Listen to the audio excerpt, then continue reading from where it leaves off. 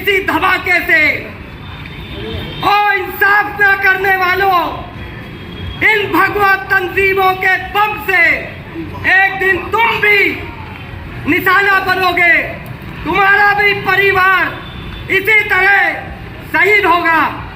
हम सलाम करेंगे हिम्मत करकरे साहब को कि जिन्होंने दूध का दूध और पानी का पानी किया और एक मुकम्मल साजिश की तहत भगवा दहशतगर्दों ने एक साजिश रचाकर उन्हें शहीद किया। हम मानते हैं कि वो दहशतगर्द बाहर से आए थे, लेकिन हेमंत करकरे साहब जैसी अदीम शख्सियत को शहीद किया गया, उनकी हिफाजत नहीं की गई। ये भी हमारे डिपार्टमेंट पे, हमारी हुकूमत पर एक सवालिया निशान है।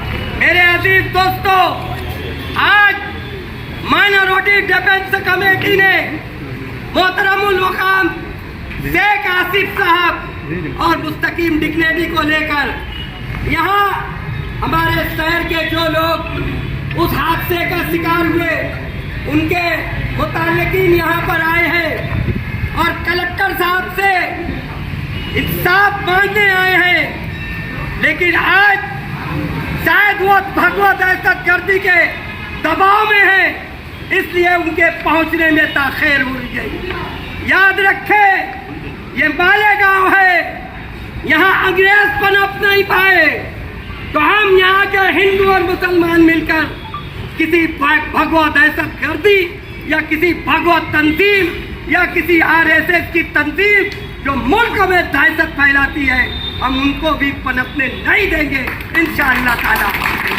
हम मालेगांव में उस नदी का पानी पीते हैं जो हिंदू और मुसलमानों का संगम कहलाती है।